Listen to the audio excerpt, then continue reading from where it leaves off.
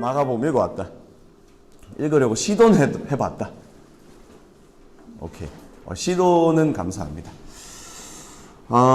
마가복음. 우선 마가복음에 들어가기 앞서서 우리 성경 강좌를 하면서 이번에 사복음서를 이제 하게 된 이유와 이 사복음서 자체에 대해서 먼저 좀 이렇게 간단하게 좀 나누고 좀 시작하도록 하겠습니다. 사실 마가복음 내용이 좀 많아가지고 조금 앞에 내용을 생략할까도 했는데 그래도 이제 전체를 한번 알고 가면 좋을 것 같습니다. 여러분 복음서는 왜 4개일까요?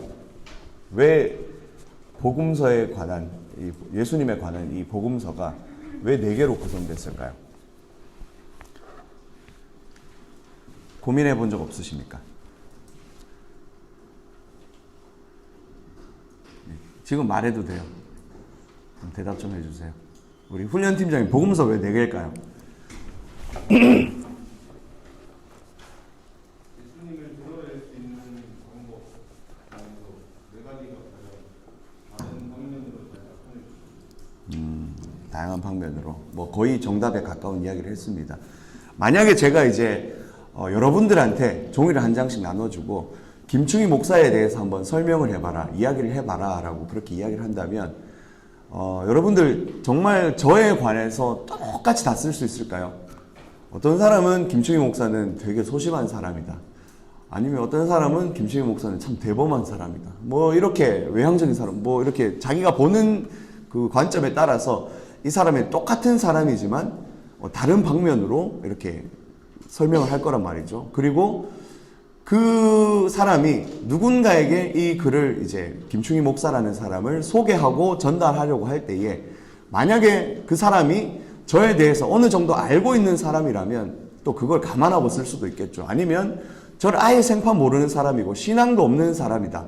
이제 좀 교회 내가 전도하려고 하는데 이 사람은 어떤 사람이다. 김충희 목사라는 사람은 어떤 사람이다 라고 이렇게 하려면 목사라는 것부터 설명해야 되고 뭐 그렇다 보면 뭐 여러 가지 이야기들이 아마 그냥 일반적으로 교회 안에 있는 사람들한테 이야기하는 것과는 조금 다른 접근 방식이 되겠죠. 복음서가 쓰여진 이유는 그런 이 4가지로 쓰여진 이유는 그런 이유입니다. 이 예수님이라는 그리고 예수님이 전한 복음이라는 것을 전하는데 그 당시에 이제 이 4명만 복음서를 쓴 건 아니었어요. 많은 복음서들이 쓰여졌습니다. 흔히 우리가 이제 알고 있는 이 사복음서 외에도 그 중에 이제 조금 이렇게 많이 알려진 것은 도마복음. 예수님의 제자 도마 아시죠? 그 손가락에 이렇게 도마복음도 있고, 그리고 이 제자가 아니더라도 많은 그냥 사람들이 그 당시에 이런 이제 내용들을 적으면 좋겠다 해가지고 자기도 이 당시에 이제 복음서를 쓰는 게 유행이었어요. 그래서 복음서들이 정말 수도 없이 쓰여졌습니다. 자, 그런데 이 4개의 복음서가 복음서로 우리 지금 신약 성경에서 인정하는 복음서로 정해진 데는 몇 가지 이유가 있습니다. 성경이 성경으로 정경으로 이제 정해지는 데는 몇 가지 원칙이 있는데요. 첫 번째가 뭐냐면 사도성입니다. 사도성. 사도라는 것은 예수님의 12제자죠. 그래서 이 사도성이 있어야지 됩니다. 그러니까 예수님으로부터 직접 가르침을 받은 그 사람의 이 성경을 그 글의 권위를 인정하고 그것을 정경으로 우리가 인정을 합니다. 그리고 하나는 또 뭐냐면 그 구약과의 연계성이 있어야 됩니다.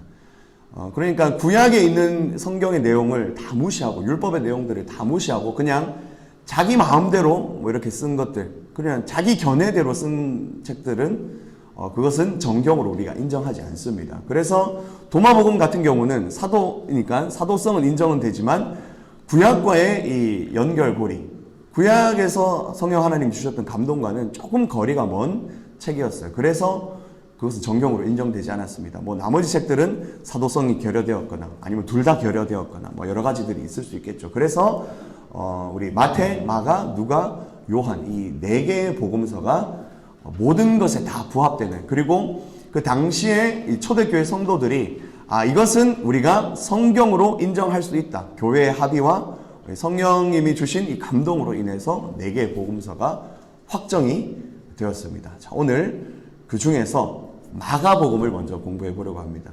혹시 숙제를 내줬을 때 마가복음 읽어주세요, 오세요라고 했을 때 왜 마가복음부터 하지? 라는 생각 하신 적 없으십니까? 예. 목사님 혹시 순서 잘 헷갈리셨나? 라고 했는데 생각한 분은 없으셨어요? 예, 저 혼자 신났네요. 알겠습니다. 뭐 이유는 복잡하지 않고요. 마가복음이 먼저 쓰여졌습니다. 예, 그래서 그냥 마가복음부터 시작하고요. 4개의 복음서 중에 기타 모든 복음서 중에 가장 먼저 쓰여진 복음이 바로 마가복음입니다. 그래서 이 마가복음을 먼저 좀 공부하는 게 의미가 있을 것 같고요. 마태복음은 마가복음을 베이스로 쓰여졌습니다.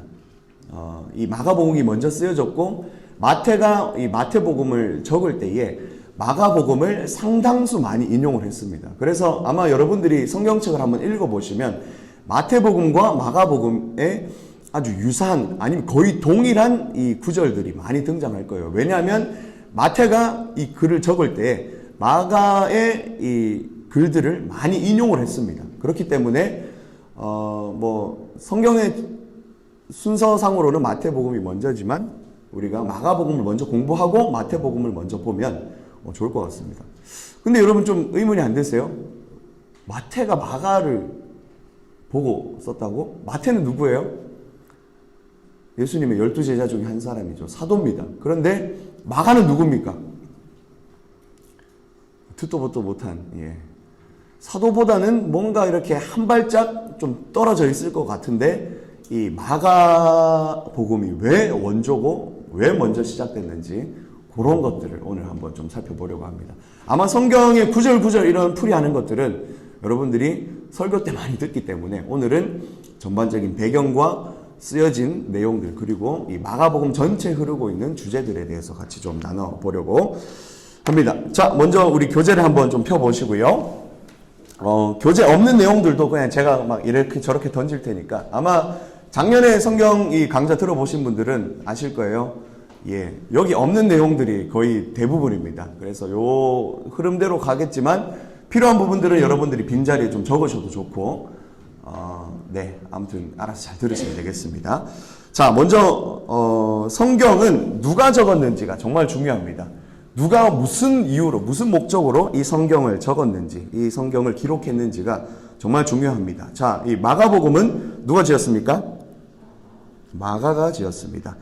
자, 이 마가의 다른 이름이 있는데요. 히브리식 이름으로 마가 요한이라는 이름이 있습니다. 예수님의 뭐 제자 중에도 있고 뭐 세례 요한도 있고 그 당시에 아주 요한이라는 이름 아주 흔한 이름이죠. 자, 그런데 이제 이 마가라는 이름은 로마식 이름입니다. 그래서 마르코라는 이름 들어보셨죠? 마르코가 영어로 마크 그리고 우리 그 한자로 번역되면서 마가라고 그렇게 된 겁니다.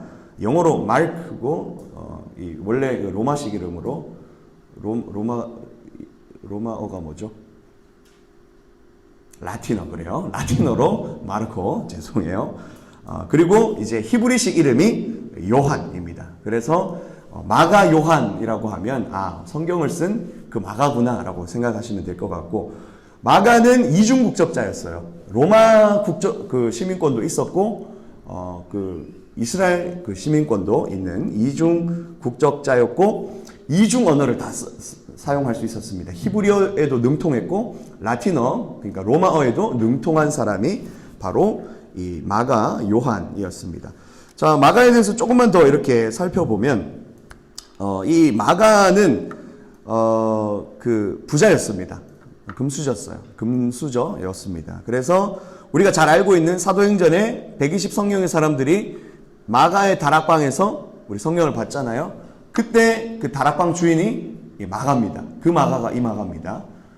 물론 이제 소유는 마가의 어머니였습니다. 그래서 아무튼 이 초대교회에 예루살렘에서 교회 건물로 쓰였던 것이 마가의 집이었고 마가의 다락방이었고요. 그 베드로가 그 사도행전 12장에 보면 그 잡혀갑니다. 잡혀갔다가 풀려나요. 그 하나님께서 밤중에 천사들을 보내가지고 이 문을 딱 열어주는데 베드로는 잡혀 있고 성도들은 베드로를 풀어달라고 마가의 집에 모여서 기도를 하고 있어요. 그래서 베드로가 가가지고 이제 갑자기 옥문이 열려가지고 이제 풀려났어요. 그럼 어디로 가겠습니까? 자기를 위해서 기도하는 사람들에게로 가겠죠. 그래서 갔는데 그 집이 어디냐면 마가의 집인 거예요. 문을 두드렸는데 여종이 나옵니다. 여종이 로데라는 여자아이가 나옵니다. 근데 그 여자아이가 그 밖에서 문 두드리고 내다 문 열어도 했는데 목소리를 알아봐요. 그래서 많은 학자들이 로데라는 사람이 이 베드로가 내다 문 열어도 하는 음성을 듣고 달려가가지고 베드로가 왔다라고 하니까 사람들이 미쳤나 그런 이야기를 하잖아요. 그걸로 봐서 이 로데가 베드로의 음성을 알아본 것으로 인해서 아마 베드로도 이 마가의 집을 본거지로 사용했을 것이고 자주 드나들었을 것이다 라고 학자들이 추정을 하고 있습니다. 그래서 이 베드로와 마가의 연결고리는 이제 뭐 예루살렘 교회에서 일단은 같이 그렇게 사역을 하는 그런 사람이고요. 그리고 우리 성경에 잘 나오는 이제 사도행전에 나오는 바울과 그 전도 짝꿍이었던 바나바와는 친척 관계였습니다. 바나바의 조카가 이 마가입니다. 그러니까 계속 얽히죠. 그리고 베드로전서 5장에 보면 이 베드로가 이 마가에 대해서 내 아들 마가라고 그렇게 부르고 있습니다. 이것은 친아들은 아니고 영적인 아들입니다. 베드로의 영적 아들이었고 아주 가까운 제자였고 그래서 정말 사랑하고 옆에 두고 이렇게 가까이 두는 제자. 그리고 특별히 이 마가가 베드로의 통역관을 했다고 합니다. 이 마가가 지금 로마어에 능통했다고 하잖아요. 그래서 베드로의 곁에서 통역을 하기도 하고 베드로가 하는 이야기들을 로마어로 번역하기도 하고 기록하는 일을 했다고 합니다. 그래서 마가가 사실 마가는 예수님의 직계 제자가 아니잖아요. 사도가 아니잖아요. 그러면 예수님에 대한 이야기를 누구에게 전해 들었을까요?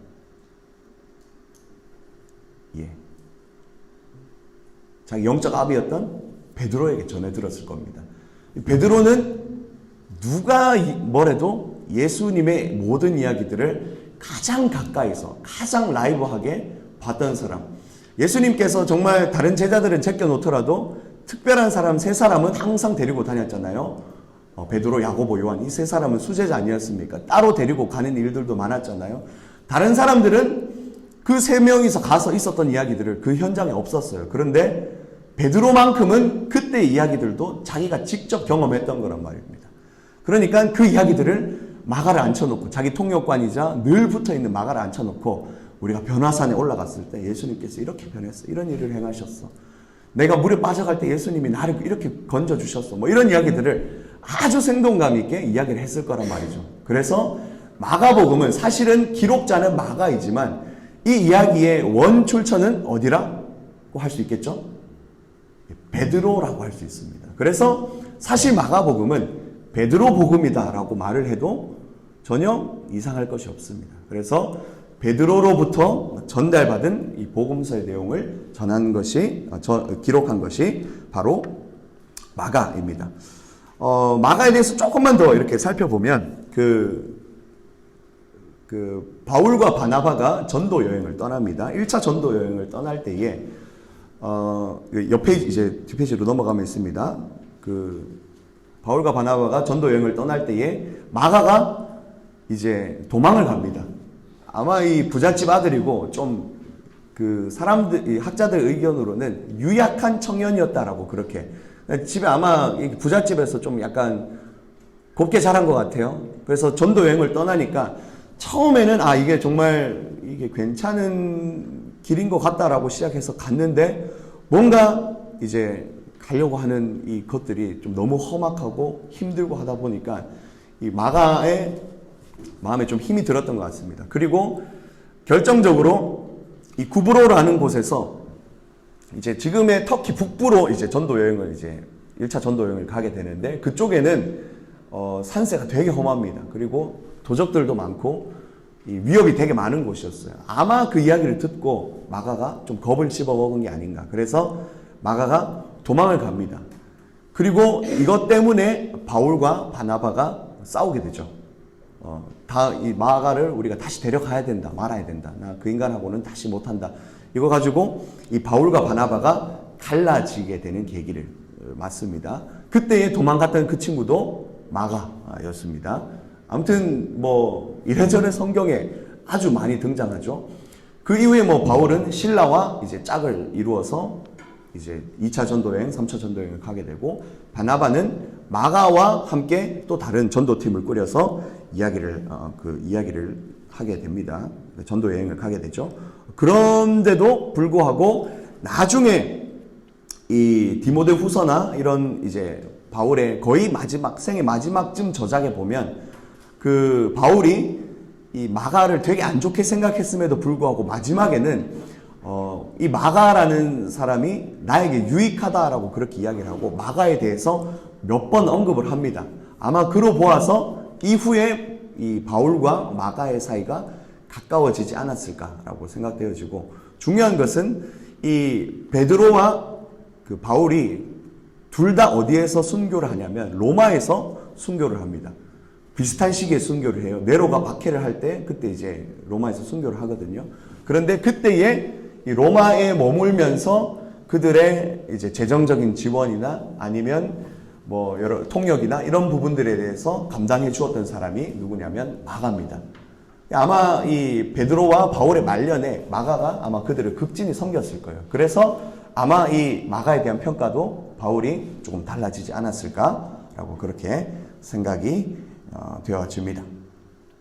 여기까지 해서 우리 마가에 대해서 대충 설명이 되어지게 된 것 같습니다. 자, 그러면 이 마가복음은 언제쯤 쓰여졌느냐? 마가복음은 언제쯤 쓰여졌느냐라는 것을 우리가 한번 살펴보면, 먼저 언제 다루는 연대는 주후 29년에서 33년, 그러니까 예수님의 공생의 사역 기간 동안을 다루고 있습니다. 그리고 기록 연대는 주후 55년에서 68년경이라고 되어 있는데, 사실 정확한 건 아닙니다만은 한 이때쯤에 기록하지 않았을까 추측을 하고 있습니다. 많은 그 높은 확률로, 그리고 학자들이 이야기하기로는 이 베드로가 말년에 로마에 투옥되어 있을 때에 십자가에 거꾸로 이렇게 못 박혀서 순교하잖아요. 그래서 그 전에, 바로 직전에 로마에 투옥되었을 때에 아마 마가가 옆에 바로 붙어서 이야기를 들으면서 기록했을 것이다 라고 그렇게 이야기를 하고요. 그 네로가 그 유대인들을 박해한 연도가 그 AD 64년에서 67년 동안, 그 기간 동안 아주 심각하게 박해를 합니다. 그리고 그때에 바울과 베드로가 둘 다 죽어요. 순교를 합니다. 그래서 아마 그 전에 기록되지 않았을까. 그리고 뭐 이후에 뭐 조금 더 덧붙여도 뭐 한 68년 정도까지 기록되지 않았을까라고 그렇게 예상이 되어지고요.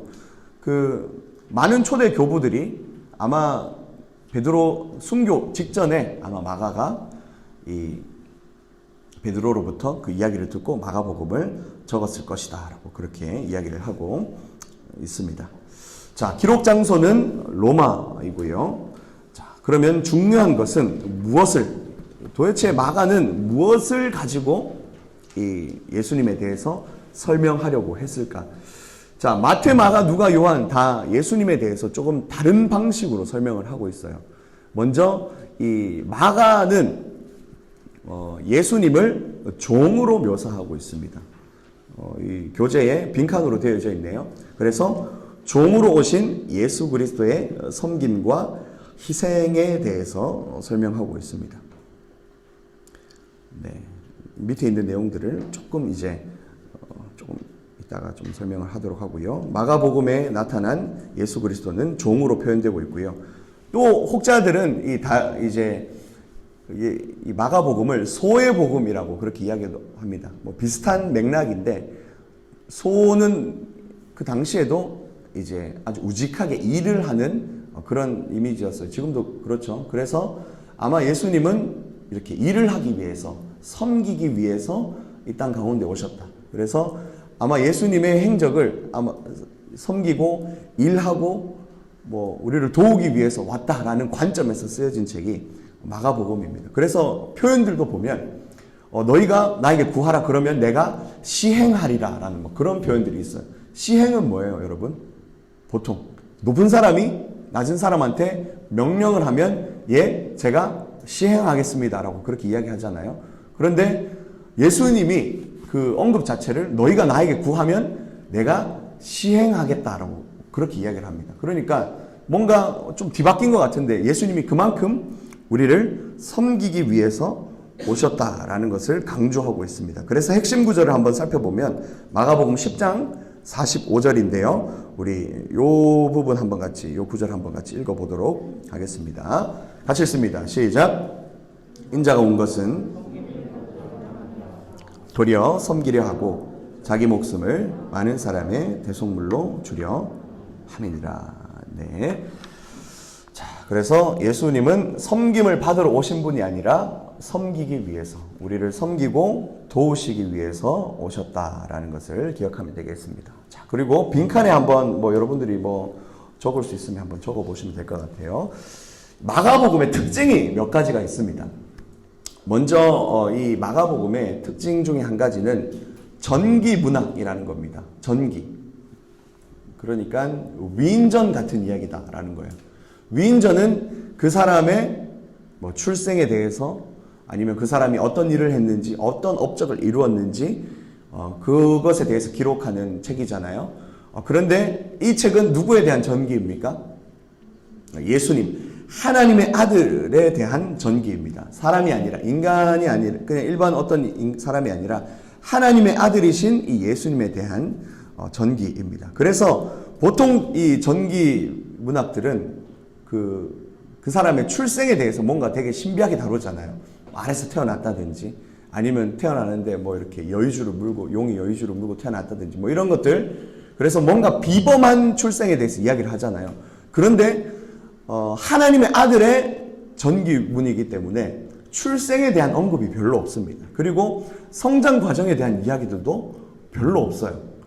오히려 이 마가복음에는 예수님의 이 죽음에 관해서 아주 상당 부분을 다루고 있습니다. 한 3분의 1 정도가 예수님의 그 십자가 사건, 마가복음 16장까지 있잖아요. 그런데 거의 한 대여섯 장 정도 이제 마지막 우리 예수님의 일주일, 십자가를 앞두고 일주일에 대해서 다루고 있고요. 그리고 나머지 거의 대부분은 예수님이 무슨 일을 하셨는가, 어떤 기적을 행하셨는가, 어떤 일들을 하셨는가에 대해서 포인트를 잡고 그렇게 이야기를 하고 있습니다. 그리고 이 제자들에 대해서 예수님뿐만 아니라 제자들은 어떤 사람이었는지, 제자들은 어떤 일을 했는지에 대해서도 상당한 포인트를 가지고 적혀진 책이 마가복음입니다. 전기문학이지만 일반적인 이 전기문학과는 조금 다른 특징을 가지고 있고, 그래서 이 마가복음에서 드러나는 특징들이 뭐냐면 전개 속도가 정말 빠릅니다. 우리가 보통 이렇게 책을 읽거나 이렇게 하면 전개가 되게 이렇게 답답한 책들 있잖아요.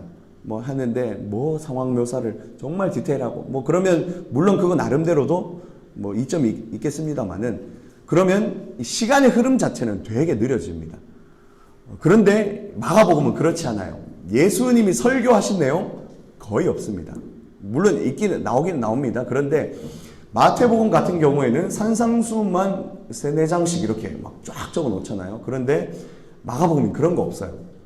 그냥 예수님이 뭐 하셨는지에 대해서, 예수님이 이거 행하셨다, 예수님이 시험 받으셨다, 예수님이 누구 고치셨다, 이런 것에 대해서 그냥 빠르게 설명을 합니다. 그래서 전개 속도 자체가 정말 빠릅니다. 그리고 그 전개를 이어가면서 중간중간에 이제 연결 접속사라 해야 되나요? 연결되는 단어들이 있는데, 즉시라는 단어가 정말 많이 쓰입니다. 이 즉시라는 단어가 마가복음의 16장에 42번이나 쓰입니다. 그래서 다 세하려 봤는데 마태복음에는 5번밖에 안 쓰였고요. 누가복음에는 1번밖에 없는 단어예요. 그런데 이 짧은 마가복음에는 즉시라는 단어가 42번이나 쓰여집니다. 그러니까 예수님께서 이걸 하셨다. 그리고 즉시 가서 이걸 했다. 그러니까 그 당시에 이 마가복음을 읽는 독자들은 어떻겠습니까? 뭔가 이야기가 팍팍팍 진행되고 장수도 짧고 이러니까 속도감을 되게 느꼈겠죠. 그러니까 예수님이 이런 사역들을 아주 시원시원하게 하시는 분이시네라는 그런 이제 감정들을 느꼈을 겁니다. 자, 그리고 또 다른 특징이 하나 있는데요. 역사적 현재 시제를 쓰고 있습니다. 보통 아무리 전기 문학이라고 할지라도 보통 과거에 일어났던 일은 과거형으로 기술을 합니다. 그런데 그 마가복음에는 과거형으로 쓰여진 단어가 거의 없어요. 물론 있긴 있습니다. 그런데 뭐뭐 하셨었다 이런 단어가 거의 없고 예수님이 뭐뭐 했다. 물론 이제 한글 성경으로 오면서 조금 이제 다르게 의역이 된 것도 있습니다만은 원문으로 보면 다 현재 시제로 쓰여져 있어요. 그러니까 예수님이 지금 뭘 하고 있다. 역사적인 일이고 과거 일인데도 현재 시제로 사용하고 있습니다. 그러니까 이 글을 읽는 독자가 어떤 것들을 느낄까요? 굉장히 생동감 있게 그 글을 읽을 수 있다라는 거예요. 베드로가 뭐 이렇게 물 위를 걸어서 예수님을 따라갔다가 빠졌던 이야기. 그런 이야기들은 이야기를 해주면 그 베드로만큼 그 이야기를 더 생동감 있게 전해줄 수 있는 사람이 없잖아요. 그런 이야기들. 아니면 예수님이 뭐 이렇게 변화산에서 변화하신 이야기들. 다른 오병이어의 사건의 이야기들을 마치 지금 옆에서 일어나고 있는 일처럼 현재 시제로 아주 생동감 있게 적어 놓은 이야기가 그 책이 바로 마가복음입니다. 그래서 상황 묘사 자체도 아주 굉장히 디테일합니다. 그래서 이때는 이게 누가 이런 질문을 했다. 그 당시의 상황은 누가 이랬다라는 이런 상황 디테일들이 아주 자세하게 나와 있습니다. 예를 들어서 마가복음 9장에 보면 그 예수님께서 가르침을 주실 때 그 제자들이 싸워요. 누가 더 큰 사람이냐? 누가 천국에서 더 높은 사람이냐? 누가 제자 중에 서열 1위냐라는 그런 이야기들을 합니다. 다른 성경에도 이 이야기들이 다 있어요. 그러자 예수님께서 어린아이를 데려와서 이야기를 하죠. 어떤 이야기를 하시죠? 누구든지 이 어린아이와 같지 아니하면 천국에 갈 수 없다라는 그런 이야기를 하십니다. 그런데 다른 성경에는 그냥 아주 투박하게 예수님께서 어린아이를 데려와서 이 이야기를 하셨다라고 그렇게 이야기를 합니다. 그런데 마가복음에는 유일하게 예수님께서 그 어린아이를 제자들 한가운데 데려와서 예수님이 안으셔서 이야기를 하셨다. 예수님이 이 아이를 무릎에 앉혀놓고 안으신 채로 제자들에게 이야기를 하셨다라는 그런 상황 묘사들이 있습니다. 또 다른 마가복음 10장에 가면 이 예수님께 와서 어떻게 하면 영생을 얻을 수 있습니까? 라는 어떤 한 이제 관원에 대한 이야기가 나오죠. 그런데 마가복음에만 그 사람이 젊은 사람이었고 아주 부자였다. 그리고 예수님이 이렇게 네 재물을 다 팔아가지고 따라오라고 하니까 그 사람이 슬퍼하며 근심하며 돌아갔다라고 그 사람의 어떤 상황이나 감정 이런 것들을 아주 디테일하게 이야기를 하고 또 그 사람이 예수님 앞에 달려와서 무릎 꿇고 어떻게 하면 좋을까요? 라고 물었던 것들. 그러니까 정말 생동감 있게 디테일하게 묘사를 하고 있는 책이 바로 이 마가복음이고요. 아마도 그 모든 것들은 그 마가에게 이야기를 들려주었던 베드로라는 목격자가 있었기 때문에 아마 그렇게 되지 않았을까라고 생각을 합니다. 또 다른 문학적인 특성이 있는데요. 성경 시간인지 국어 시간인지 좀 헷갈릴 수도 있는데 우리 좀 이런 것들을 알아야지 이 마가복음을 이해하는데 여러분 더 좀 편할 수 있습니다. 시간 순서대로 적혀진 책은 아닙니다. 상황별로 묶여져 있어요. 그러니까 마가복음을 오늘 집에 가서 한번 읽어보세요. 하루면 다 읽을 수 있습니다. 16장 정도면. 그렇죠? 내일 오기 전까지. 왜냐하면 또 우리 월요일부터는 마태복음을 읽어야 되니까. 그렇죠? 숙제거든요. 마태복음 읽어오기. 한 주 동안 읽어야 되니까 마가복음은 빨리 끝내야 되거든요. 그래서 오늘 가서 한번 읽어보십시오. 자, 시간 순서대로 적힌 게 아니라 사건별로 묶여져 있습니다. 그래서 한번 읽어보시면 예수님이 치유하신 이야기들이 그냥 묶여져서 쭉 나옵니다. 예수님이 누구를 고쳤고, 누구 축사를 하셨고, 이런 이야기들 쭉 있고, 논쟁에 관한 이야기들, 예수님이 누구와 싸웠고, 예수님이 누구를 가르치셨고, 누구와 논쟁했고, 그런 것들이 또 한 카테고리로 묶여져 있습니다. 또 어느 파트에 가면 비유가 한금 묶여져 있습니다. 그러니까 시간 순서대로 적혀진 책은 아니고 시간이 약간은 뒤죽박죽, 가운데는 뒤죽박죽 될 수도 있습니다. 그래서 시간의 흐름보다는 사건 흐름별로 그리고 이슈별로 묶여져 있는 책이 바로 마가복음입니다. 자, 그거를 기억하시고 뭔가 이거는 좀 순서가 맞지 않지 않나라는 의문이 들 수도 있는데 당연합니다. 왜냐하면 시간을 그렇게 구애받지 않고 쓰여져 있기 때문입니다. 마지막으로 한 가지만 더 이야기를 하면 그 샌드위치 기법이 쓰여진 책. 우리 국어 시간에 배우기로는 우리 수미상관이라고 하죠. 앞과 뒤의 이야기가 같은 걸로 이렇게 시작되고 마무리되어지는 것. 자, 여러분 학교 다니실 때 수미상관에 대해서 배우셨다면 수미상관법을 왜 씁니까? 뭐라고요? 얘기를 좀 해주세요. 그렇게 얘기하면 잘 안 들려요. 수미상관 왜 쓰죠? 뭘 강조하기 위해서? 가운데 있는 내용. 앞이 있고 뒤에 있는 앞과 뒤를 이제 감싸고 있는 이 가운데 이야기를 더 강조하기 위해서. 그리고 이 강조하는 내용을 앞과 뒤에 있는 내용을 동일하게 함으로써 그 이야기를 전하고 있는, 강조하고 있는 사람이 누구인지를 나타내기 위해서 그런 방법을 씁니다. 그런데 이 마가는 그 당시에 문학이 뭐 어떻게 발전됐는지는 잘 모르겠지만 마가가 이런 방법을 굉장히 많이 썼어요. 어떤 이야기 속에 어떤 이야기를 삽입을 한다거나 아니면 이야기를 처음 시작하고 마무리할 때 같은 등장인물들을 이야기를 한다거나 그런 기법들을 굉장히 많이 썼습니다. 우리 그 야이로의 딸 이야기 아시죠? 예수님께서 야이로의 딸을 만나러 가실 때 누가 등장합니까? 혈류증 앓고 있는 여인이 갑자기 쑥 등장합니다. 그러면서 예수님께서 야이로의 딸을 구하러 가시는데 갑자기 혈류증 맞은 이 여인을 등장시킴으로써 예수님께서 지금 누구에 대해서 지금 강조하고 있는 거예요. 물론 이 야이로의 딸이라는 사건을 이야기하고 있지만 혈류증, 제가 이거 한번 설교했는지 모르겠는데 그 당시에 이 혈류증 앓고 있는 여인은 몸에서 피가 흐르는 유출하는 병을 가지고 있는 경우는 부정하고 죄악을 저지른 사람이다라고 그렇게 돼서 이스라엘 공동체 안에서 함께 할 수 없었어요. 마치 나병처럼. 이 사람은 공동체 안에서 쫓겨난 사람이었습니다. 그런데 예수님께서 그 병을 고쳐주시잖아요. 그래서 이 여인을 어떻게 보면 이 공동체 안으로 들어오게끔 하십니다. 이 여인의 잃어버렸던 공동체성을 회복시켜 주세요.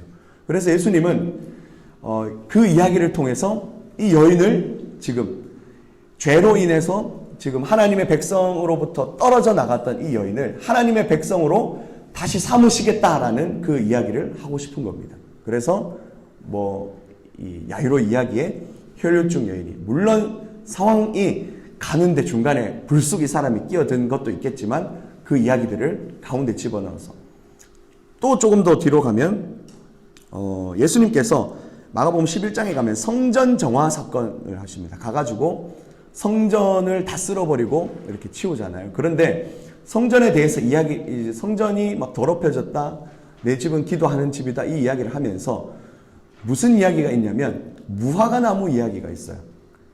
무화과 나무, 예수님이 성전을 정화하러 가실 때 한 무화과 나무를 보세요. 가면서 이제 열매를 맺지 못하는 나무라 가지고 가까이 갔는데 보니까 잎사귀만 무성한 거예요. 그래서 무화과 나무를 저주하십니다. 그리고 가서 예수님이 성전 정화를 하고 돌아오세요. 그랬더니 무화과 나무가 어떻게 돼 있었어요? 말라 죽었죠. 그래서 이 성전 정화라는 사건을 두고 무화과 나무를 앞뒤로 배치를 합니다. 그래서 결국에는 이 성전이 예수님께서 그거 가가지고 쓸어버리고 정화를 하셨지만 결국엔 성전이 어떻게 된다는 거예요? 멸망할 것이다. 이 성전은 무너질 것이다 라는 것을 예수님이 예언을 하십니다. 이런 류의 문학 기법들이 마가복음에 굉장히 많이 쓰여져 있습니다. 그래서 여러분들이 가시다가 이야기하다가 중간에 뭐 있고 또 이야기를 하네 하면 지금 이게 지금 한 묶음이고 예수님이 지금 강조를 하고 계시는구나. 마가복음을 그냥 읽는 것보다 이 구조를 알고 읽으면 여러분들이 이래서 이렇구나라는 것들을 조금 더 생동감 있게 느끼실 수 있을 것 같습니다. 네.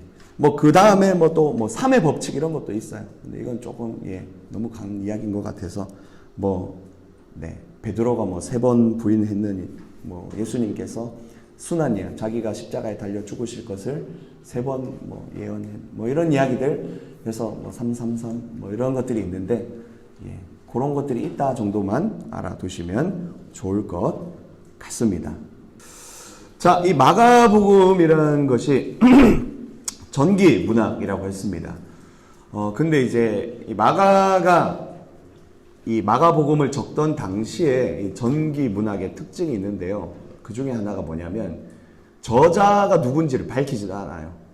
그러니까 누가 썼다 이런 이야기를 하고 있지 않습니다. 그런데 대신에 그 속에서 이 저자가 누구인지를 예측할 수 있게끔 그런 장치들을 마련해 놓습니다. 그게 어떤 장치냐면, 이것도 약간 수미상관 비슷한데, 그 책의 서두와 또 마지막 즈음에, 그 동일한 사람의 이름을 등장을 시킵니다. 그래서, 그래서 그 당시 문학 기법들을 아는 사람들은 보면, 이 책은 누가 지었구나라는 것을, 감사합니다, 이렇게 예측할 수 있게끔 하는 그런 방법이죠. 자, 그래서 보면 이 마가복음은 누가 지었는지는 우리가 마가가 지었다라고 하잖아요. 그런데 이 마가가 어디서부터 이 이야기가 왔는지를 추측할 수 있게끔 하는 장치들이 있어요. 그래서 마가복음 그럼 앞부분 한번 보십시다. 마가복음 앞부분을 보면 1장에 성경책 여러분 있으신가요? 한번 펴면서 대충 한번 염소 한 마리 들어와 있네.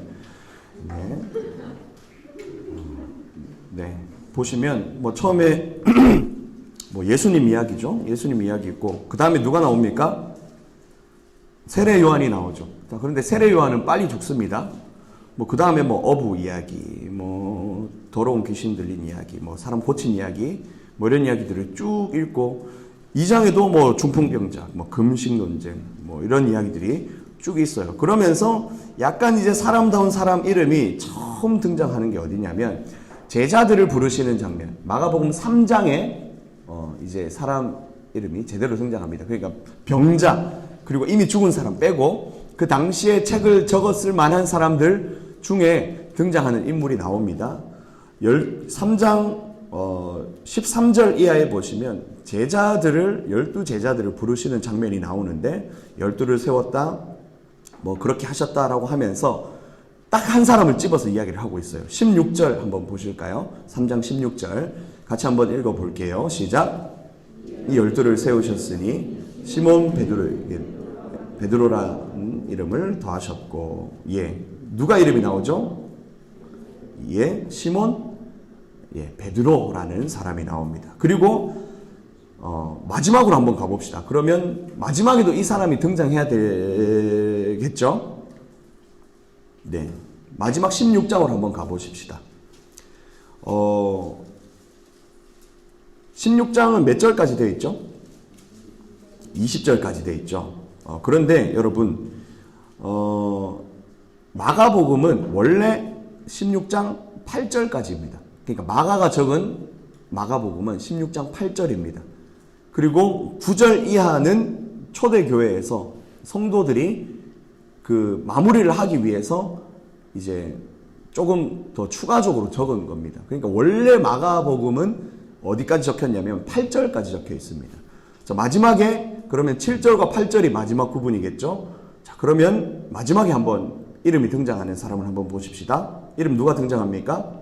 7절에 보니까 가서 그의 제자들과 누구에게 이르기를? 베드로에게 이르기를. 다 제자인데, 베드로도 제자인데 굳이 지금 누구의 이름만 이야기하고 있습니까? 베드로의 이름만 이야기를 하고 있습니다. 자, 앞서서도 따로 이야기를 하면서 베드로의 이름을 언급하시고 마무리를 하면서도 누구의 이름을? 베드로의 이름을 언급하고 있다라는 것.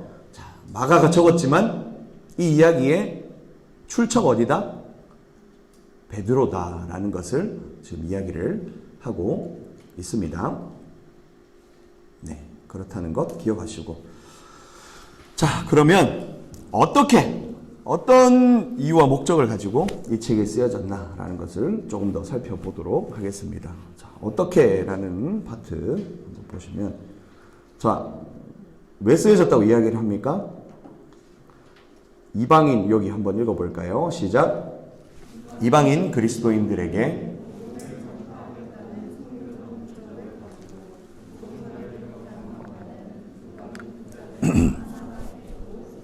네, 그렇습니다. 선교적 목적을 가지고 쓰여졌습니다. 자, 그래서 선교적 목적의 밑줄 한번 쳐주시고요. 이방인 독자의 동글뱅이를 한번 쳐주시면 감사하겠습니다. 자, 마가복음의 독자는 누구예요? 우리죠. 예. 그런데 1차 독자가 있습니다. 그러니까 마가가 처음 이 사람들에게 예수님이라는 사람을 좀 알려줘야겠다, 소개해줘야겠다라는 1차 독자가 있었습니다. 그 1차 독자가 누구였냐면 바로 로마에 있는 이방인들이었습니다. 로마 사람들에게 예수님에 대해서 설명하기 위해서 마가가 염두에 두고 쓴 겁니다. 자, 그래서 이방인들한테 무의미했던 내용들, 그러니까 얘들은 이걸 적어봤자 어차피 읽지도 않을 테고 읽어도 뭐 크게 의미를 두지 않을, 그래서 어쩌란 말이고 하는 이야기들은 적지 않았습니다. 그래서 우리가 흔히 이야기하는 신약에부터 딱 펼치면 시험 드는 족보 이야기. 족보는 어디 나옵니까? 마태복음과 누가복음에 등장하죠. 예, 신약의 족보는 마태와 누가는 이 족보가 필요했어요. 그런데 로마인들한테 예수님의 족보가 중요합니까? 안 중요합니까? 별로 중요하지 않아요. 왜냐하면 족보 해봐야 예수님이 왕으로 태어났다 하면서 누가 누구를 낳고 해서 왕가의 다윗에서 태어났고 했는데 어차피 점령당한 민족 아닙니까? 점령당한 민족에 족보가 필요합니까? 로마인들한테 그거 별로 중요하지 않거든요. 그래서 마가는 굳이 족보를 집어넣지 않았습니다. 그리고 구약의 예언이 어떻게 해서 성취됐다. 예수님께서 이 행동을 하신 것은 구약의 어떤 선지자가 한 것을 이루려 함이로다. 이런 것들 많이 들어보셨죠? 마가복음에는 거의 없어요. 왜냐하면 그걸 해봤자 어차피 로마 독자들은 그 이야기 모르거든요. 그래서 그 이야기도 마가는 거의 적어놓지 않았습니다. 그리고 유대 법이나 관습에 대해서 유대 사람들만 알고 있을 법한 내용들도 철저하게 배제를 하면서 이 글의 독자는 로마 사람들에 대해서 이렇게 적어 놓았다라는 것입니다. 자, 여기에서 우리가 복음이라는 것에 대해서 조금 한번 알아보고 갈 필요가 있을 것 같아요. 죄송합니다. 네, 자, 코로나 다 나은 것 같은데 후유증이 좀 있네요. 계속 목이 좀 거시기해서 양해를 부탁드립니다. 왜 복음에 대해서 이야기를 우리가 한번 나눠야 되냐면, 복음이란 단어 자체가 원래는 그러니까 마가복음에서 쓰여진 복음이라는 단어 자체가 원래는 로마 사람들에 의해서 쓰여졌던 단어입니다. 복음이라는 단어가 뭐냐면 유앙겔리온이라는 헬라어인데 기쁜 소식, 복된 소식이에요. 그런데 이 복음이라는 단어가 물론 구약에도 쓰였어요. 그런데 여기 나오는 이 복음이라는 단어는 조금 다릅니다. 언제 쓰이는 단어였냐면 두 가지 경우에 쓰입니다. 첫 번째로는 황제나 로마의 군대, 그러니까 로마의 정규 군대가 아주 정말 나라의 운명이 걸린 이 전쟁에 승리하면 우리가 확 이게 진출할 수 있고, 지면 망한다, 국운이 걸려 있는 아주 중요한 전쟁에서 승리했을 때, 그때 이제 승리한 그 소식을 복음이라고 그렇게 이야기를 합니다. 또 다른 경우는 이게 더 중요한데요. 새로운 황제가 탄생했을 때, 그 황제의 생일일 때, 복음이라는 단어를 씁니다. 그래서 이 당시에 로마 문헌들이나 뭐 비석 같은 데도 보면 누구누구 황제의 복음이다. 생일을 맞이해서 이것을 복음으로 선포한다. 신의 아들 누구누구 황제의 복음이다. 이 황제가 즉위할 때 그런 단어들을 썼습니다. 그러니까 이 복음이라는 단어는 원래는 아주 정치적이고 군사적인 용어입니다. 그 당시 이것을 읽는 독자들은 그것을 다 알고 이제 이것들을 시작했다라는 거예요. 자, 그런데 그 당시에 그것들을 알고 있는 독자들이 마가복음 1장을 딱 펴서 1절을 딱 읽었어요. 어떤 충격을 받았을까요? 마가복음 1장 1절을 한번 펴보십시다.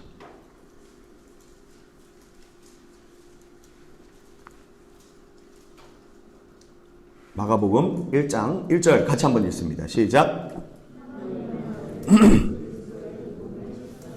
네, 하나님의 아들 예수 그리스도의 복음의 시작이다. 우리는 뭐 그냥 그래 뭐 예수님께서 뭐 복음 사역을 시작하셨네라고 받아들일 수도 있지만 이 복음이라는 단어를 그 당시에 정치적으로 사용했고 아주 군사적으로 사용했고 황제에게만 사용했던 사람들이 마가복음 1장 1절을 딱 펴가지고 딱 읽는데 거기서부터 충격받은 거예요. 뭐라고?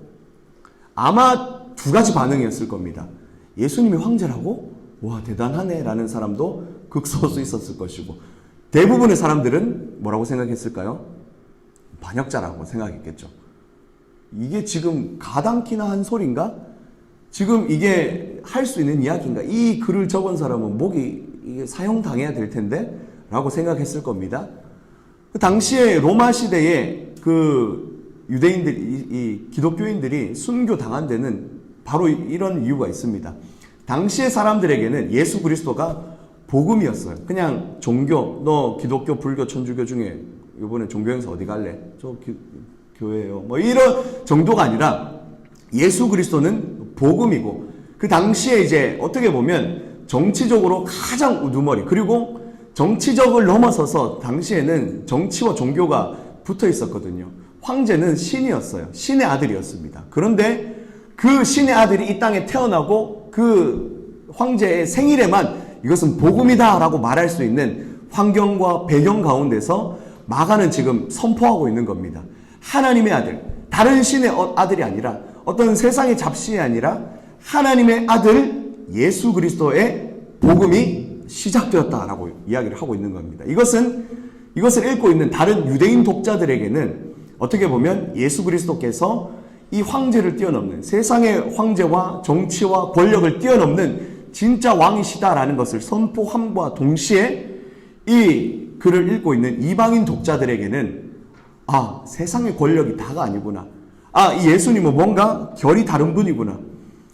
이전에 많은 선지자들이 일어났고 이전에 많은 이 종교 지도자들이 일어났지만 복음이라고 이야기하는 사람은 없었는데 황제를 뛰어넘는다라고 이야기하는 사람은 없었는데 뭔가 이 사람은 다르구나라는 것을 이 이방인 독자들이 깨닫게 된 것이죠. 그래서 이 사람들에게는 이 복음이라는 것이 정말 충격이었고 예수 그리스도가 하나님의 아들이라는 것은 더더욱 충격이었을 겁니다. 왜냐하면 로마 황제한테만 신의 아들이라는 칭호를 썼거든요. 그래서 이 사람들은 이걸 보면서 정말 충격을 받았습니다.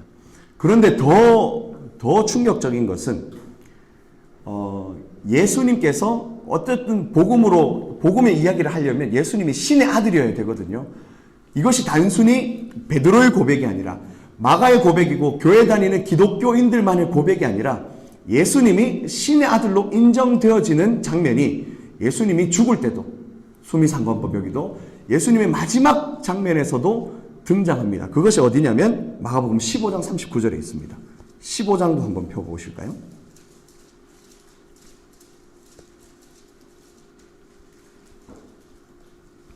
자, 15장 39절 다 찾으셨나요? 한번 같이 읽겠습니다. 시작.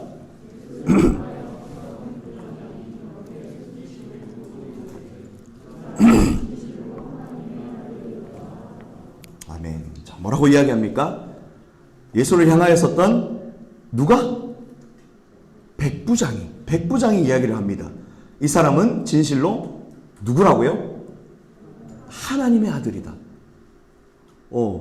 이 당시 로마 사람들은 누군가를 신의 아들이다라고 그렇게 인정하는 것은 반역입니다. 그 사람을 황제로 인정하는 건데, 이 백부장은 어느 나라 사람이에요? 로마 사람입니다. 로마 군대의 백부장, 지금으로 치면 최소 중대장, 어떻게 보면 한 대대장 정도 이상급, 아무튼 장교입니다. 그런데 그 사람이 지금 이 로마 군사가 자기 입으로 이 예수 그리스도는 하나님의 아들이다라고 이야기를 하고 있는 겁니다. 처음에는 이 마가 입으로, 기독교인의 입으로 예수 그리스도는 하나님의 아들이다라고 시작했지만, 마지막에는 예수 그리스도의 이 이야기들을 쫙 다 하고 나서 예수님께서 십자가에 달려 죽으시는 내용까지 딱 보면서 가장 그 옆에서 생생하게 봤던 이 백부장이 이 예수는 하나님의 아들이었도다라고 그렇게 이야기를 하고 있는 겁니다. 이게 바로 복음이다라는 거예요. 예수를 신의 아들이다라고 인정하는 것, 예수님을 하나님의 아들로 인정하는 것, 이것이 바로 복음입니다. 그래서 이 복음서라는 장르 자체가 그 당시엔 없었어요. 그런데 마가가 처음 쓴 겁니다. 그래서 마가가 이 복음서를 쓴 이후에 이 복음서들이 와, 복음이구나 하고 복음서들이 우후죽순 쓰여졌습니다. 그 이후에 마태도 썼고요, 누가도 썼고 요한도 썼고, 많은 사람들이 이 복음서를 쓰게 되었다라는 겁니다. 우리 다른 책의 내용들은 우리 그때 시간에 한 번 더 나눠보도록 하고, 그래서 우리가 복음으로 다시 돌아와서 이 복음이란 건 무엇을 이야기하는가? 단순히 예수님의 탄생과 십자가의 죽음 정도만 이야기하는 게 아니라, 자, 처음과 끝이 있으면 뭘 강조한다고요? 가운데를 강조한다고요. 그러니까 예수님의 생애 자체가 복음이다라는 겁니다. 우리가 보통 복음이라고 이야기를 하면, 복음이 무엇입니까? 현준아, 복음은 무엇이야? 라고 물으면 뭐라고 대답하겠어? 대부분의 사람들이 예수님께서 십자가에 달려 돌아가시고 부활 승천하셔서 우리 죄를 다 사해 주시고 내가 구원받는 것, 그게 바로 복음이다 라고 아마 99.9%의 사람이 이야기할 겁니다. 그런데 엄밀하게 말하면 그것만 복음은 아닙니다. 복음은 예수님의 생애 자체가 복음이에요. 예수님이 행하셨던 모든 일들이 다 복음이다라는 겁니다. 그래서 우리가 복음에 대해서 배워야 된다라고 하면, 예수님은 십자가에 달려 돌아가셔서 내 죄를 사해 주셨다, 이것만 복음으로 이야기하면 안 되고, 예수님이 이 땅에서 살아갔던 모든 삶의 내용들, 그분이 걸어갔던 발걸음들, 예수님이 가르쳐 주셨던 가르침들 모두를 우리는 다 복음이다라고 이야기를 해야 됩니다. 여러분, 마태복음으로 가면 마태복음 5장에 보면 이제 산상순이 나오잖아요. 그러면서 팔복에 대한 이야기도 하고, 왼뺨을 때리면 오른뺨도, 반대인가요? 오른뺨을 때리면 왼뺨도 주라 하고, 오리를 가자면 십리를 가라 하고, 겉옷을 달라 하면 속옷까지 다 내어주고, 그런 이야기들을 하잖아요. 근데 우리가 이걸 가지고 복음이다라고 이야기를 평소에 솔직히 안 하잖아요. 복음이라고 하면 십자가의 사건에, 부활의 사건에 집중되어 있는 경우가 많은데, 사실은 그것은 우리가 복음을 조금 축소한 경향이 있다는 거죠. 우리가 진짜 복음에 대해서 이야기하려면 예수님의 가르침도 다 우리가 복음으로 선포할 수 있어야 되고 따라갈 수 있어야 된다는 겁니다. 그래서 내가 현준이 뺨을 때려도 현준이가 반대편 뺨을 돌려대는 게 복음적인 삶이에요. 너 옷 예쁘다, 옷 좀 줘 하면 속옷까지 다. 죄송해요. 좀 우스개로 이야기했지만, 우리가 복음에 대해서 배우면서 우리가 중요하게 생각할 것은, 어떤 말씀을 우리가 취사적으로, 우리가 큐티 세미나 하면서도 이야기했잖아요. 이건 정말 은혜가 된다 라고 해서 이걸 취사적으로 받아들여서는 안 되고, 모든 내용을, 모든 가르침을, 예수님의 모든 행동을 우리가 다 복음으로 받아들일 수 있어야 하고 따라갈 수 있어야 한다라는 겁니다. 자, 여기까지 한번 알아보시고 우리가 기억하면 좋을 것 같고요. 그래서 이제 우리가 이건 복음에 대해서 이야기하면서 조금 이제 견까지로 갔는데, 그러면 이 마가복음 뿐만 아니라 복음서에서는 어떤 이야기들을 하고 있는가, 예수님의 행적에 대해서 이야기를 하면서 결국에는 드러내고 싶은 게 이 예수 그리스도는 하나님의 아들이시다라는 것을, 신의 아들이다라는 것을 이렇게 이야기를 하고 있습니다. 자, 예수 그리스도라고 이야기를 합니다. 마가복음 1장 1절에서도 예수 그리스도의 복음의 시작이다라고 하죠. 그리스도라는 단어는 어떤 단어죠, 여러분? 그리스도는 메시아라는 단어입니다. 그리스도가 헬라어로 이제 메시아라는 뜻이고, 메시아는 히브리어로, 뭔가 말이 좀 이상한데, 헬라어로 하면 그리스도, 히브리어로 하면 메시아, 구원자라는 그런 이야기죠. 그러니까 지금 이 복음서의 내용들은 그 예수님께서 메시아라는 것을 지금 나타내고 있는 겁니다. 당시의 독자들에게는 이 메시아라는 단어가 누구에게 쓰여졌냐면 딱 한 사람에게 국한된 것은 아니었어요. 메시아라는 단어는 다윗의 자손들에게 다 쓰여졌던 이야기입니다. 왜냐하면 하나님께서 선지자들을 통해서 다윗의 왕가에서 너희를 구원할 메시아가 태어날 것이다 라는 그런 예언을 하셨거든요. 그래서 이 메시아라고 하면 이것은 다윗의 자손이다 라는 그 이야기와 동일한 단어입니다. 그래서 사람들이 예수님을 뭐라고 부르죠? 다윗의 자손 예수여 라고 그렇게 이렇게 이야기를 하고 있죠. 그러면 이 메시아가 와서 하는 일은 무엇입니까? 자, 메시아가 와서 무슨 일을 합니까? 소연아, 메시아는 오면 무슨 일을 할까?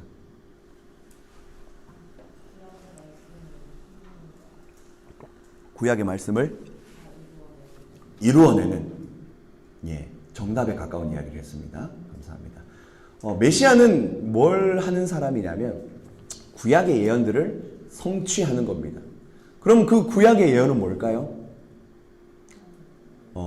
구약의 예언은 이스라엘의 회복입니다.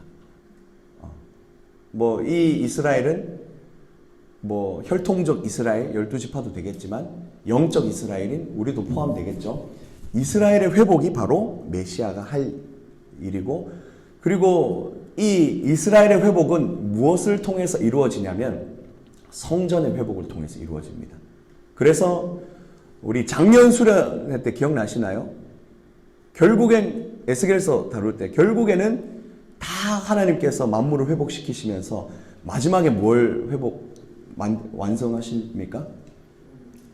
여호와 삼마 하나님께서 거기 계신다라고 하면서 성전을 회복시키시죠. 그리고 많은 구약의 이제 사람들이, 우리 느헤미야 배우는 것도 지금 느헤미야 그 앞에 이제 에스라 다 뭐 합니까? 성전 건축하고 성벽, 그러니까 이제 성벽으로 확장되어진 성전을 건축하고 다 성전 세우는 이야기예요. 자, 그런데 지금 메시아가 오셔서 무엇을 하실 것이라고요? 성전을 회복하실 것이다. 이스라엘을 회복하시면서 성전을 회복하실 것이다. 그런데 예수님은 와서 뭐 하셨어요? 오히려 성전이 무너질 것이다 라고 했죠. 그래서 구약의 그 당시의 독자들한테는 예수님이 메시아는 아니었던 거예요. 저 사람은 메시아는 오면 성전을 회복시켜야 되는데 저 사람은 성전 무너진다 소리를 하고 있으니까 그 사람들한테는 메시아로 인정이 잘 안 됐던 거죠. 그런데 예수님은 진짜 성전을 회복시키셨죠.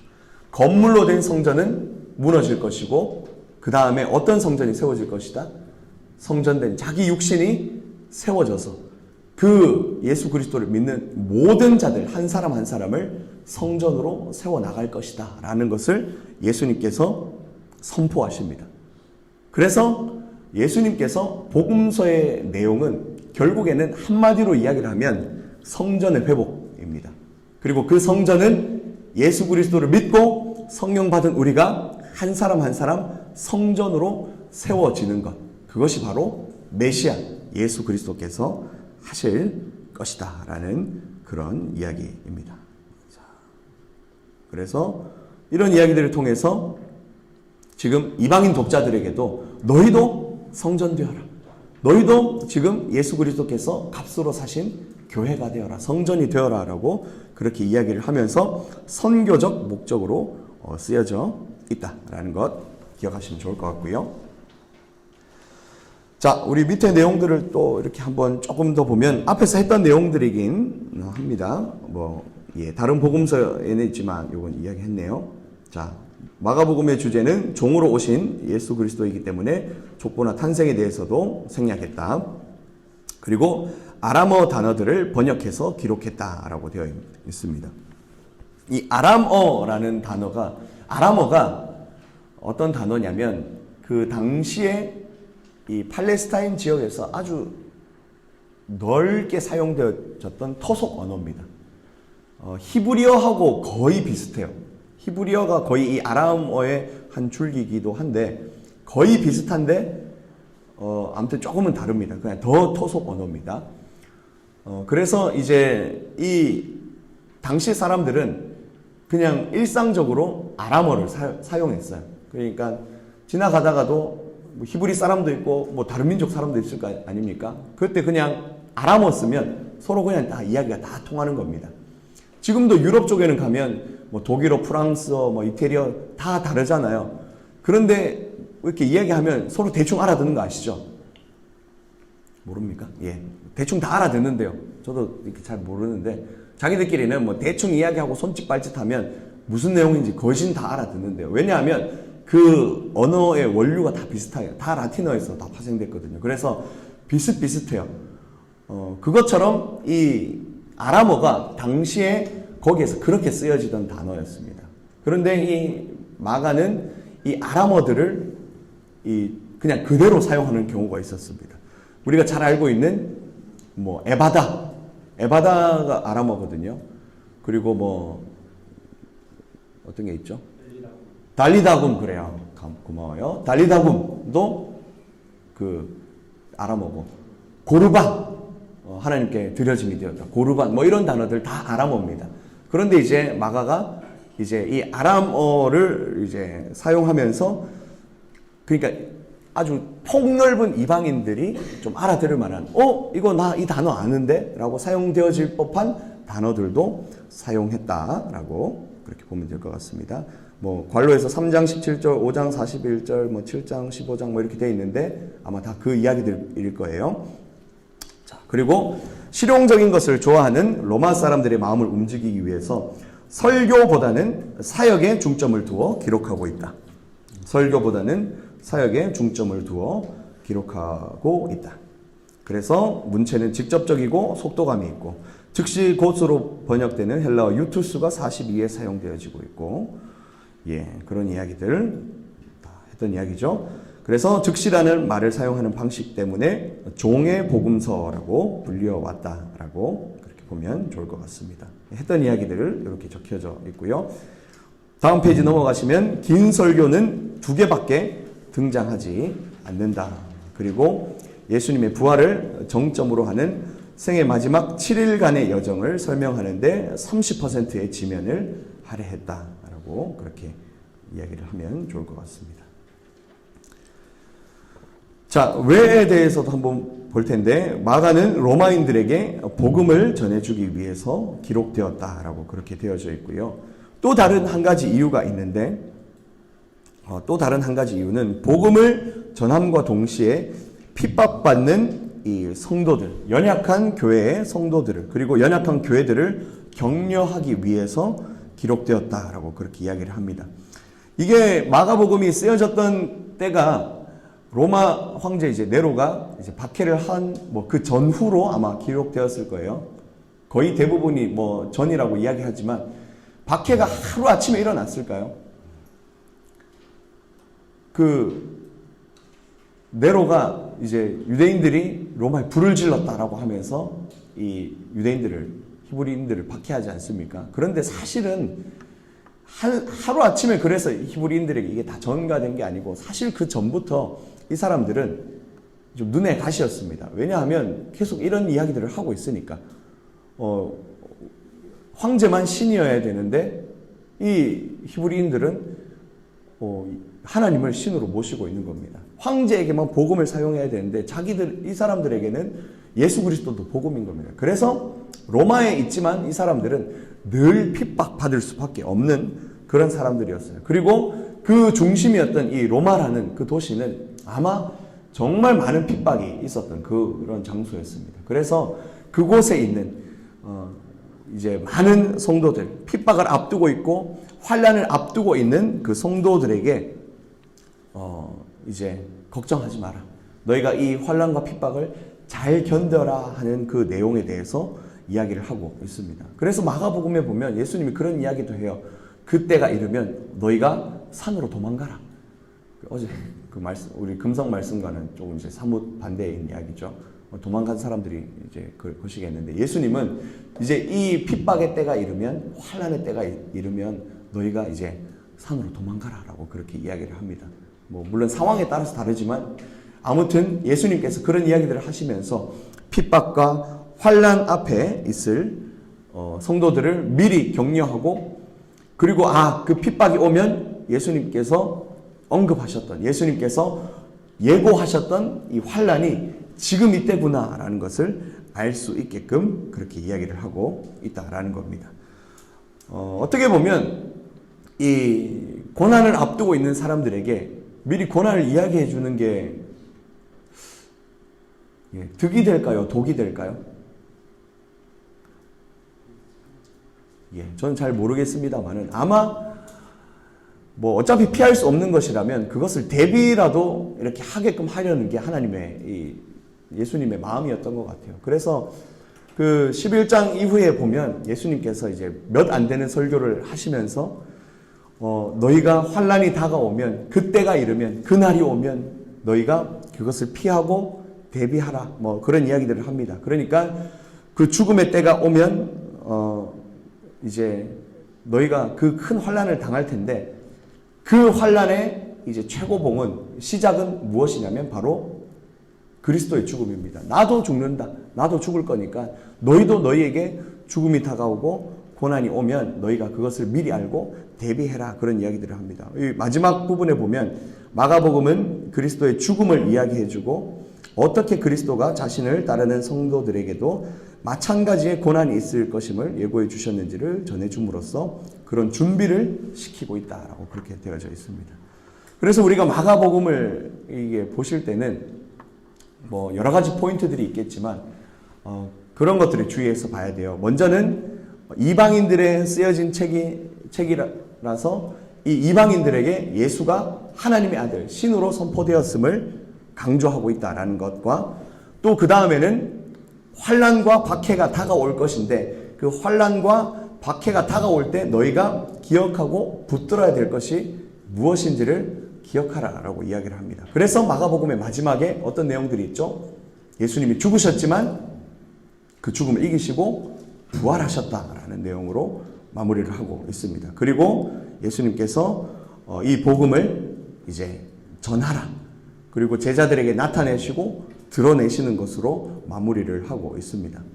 우리도 이 복음을 받아들인 사람으로서 우리에게 두 가지 숙제가 있을 것 같아요. 첫 번째로는 이 세상 가운데 예수님이 하나님의 아들이고 예수님이 신이심을, 정말 세상에 어떻게 보면 지금 세상은 황제가 다스리진 않지만 세상에 많은 것들이, 물질이 다스리고 돈이 다스리고 명예와 권력이 다스리는 세상 아닙니까? 그 가운데서 우리가 예수 그리스도가 진짜 하나님의 아들이고 예수 그리스도가 유일한 통치자이심을 우리가 고백하는 것, 그리고 그것을 고백하면 우리에게 반드시 환란과 시험이 찾아올 텐데 그 환란과 시험을 우리가 어떻게 이길 수 있느냐? 부활의 소망을 가지고, 산 소망을 가지고 우리가 이 땅 가운데서 정말 그 고난을 우리가 소망을 가지고 살아내는 것, 이 두 가지를 마가복음은 우리에게 이야기를 하고 있습니다. 그래서 오늘 여러분들이 한번 돌아가셔서 마가복음을 읽어보실 때에 이 두 가지 포인트를 마가가 강조하고 있구나라고 생각하시면서 한번 읽어보시고요. 한 페이지를 더 넘기시면 이 마가복음의 구조에 대해서 우리 생선 뼈다귀로 이렇게 적어놨습니다. 네, 우리 익숙한 것이죠. 성경 강좌 들어보셨던 분들은 아마 익숙한 것인데, 네, 혹시 한 번에 이것들을 다 읽는 게 안 되면 요 파트들은 한번 몰아서 여기서 여기까지는 한번 읽어봐야겠다. 여기서 여기까지 요 파트들에 대해서 한번 읽어보십시오. 그러면 지금 이야기의 흐름이 이런 식으로 가고 있구나라는 것을 알 수 있을 겁니다. 네. 혹시 우리 마가복음에 대해서 아니면 오늘 강의 내용에 대해서 질문 있으신 분 있으십니까? 질문하라고 조금 일찍 마쳤어요. 없습니까? 없으면 나 혼자 더 이야기해도 됩니까? 그건 아니죠. 하는 그런 글이 있는데 아무튼 여러분들이 오늘 이 내용들을 한번 염두에 두시면서 우리 마가복음을 한번 같이 좀 읽어보시고요. 가급적이면 오늘 돌아가셔서 마가복음을 다 읽어보세요. 그리고 주일부터는 마태복음을 읽어오는 것이 우리 다음 주까지 숙제입니다. 아시겠죠? 수고하셨고요. 기도하고 마치겠습니다. 하나님 은혜를 감사드립니다. 오늘 우리에게 또 이 성경 강좌를 시작하게 하시고 또 특별히 우리에게 예수 그리스도가 이 땅에 오신 것이 또 예수 그리스도가 하나님의 아들로 이 땅 가운데 오셔서 성전대 우리를 회복시키실 것이다. 우리를 성전으로 세워가실 것이다. 라는 복음을 우리에게 선포하신 것 우리가 감사함으로 또 받습니다. 하나님 오늘 우리가 이 배운 내용을 가지고 말씀을 또 묵상하고 말씀을 더 알아가고 하나님을 알아갈 때에 우리가 이 산소망을 가지고 기쁨과 감사함으로 말씀을 더 알아가게 하시고 또한 이 말씀을 공부함으로 인해서 우리가 하나님 앞에 더 한 걸음 더 나아갈 수 있도록 하나님 은혜를 더하여 주시옵소서. 또 내일 주일입니다. 내일 예배 가운데 우리 예배 감격을 허락하여 주시고 말씀으로 인한 기쁨이 우리 가운데 있을 수 있도록 하나님 함께하여 주옵소서. 감사드리며 모든 말씀 우리 주 예수님의 이름으로 기도드립니다. 아멘. 수고하셨고요. 박수로 마치겠습니다.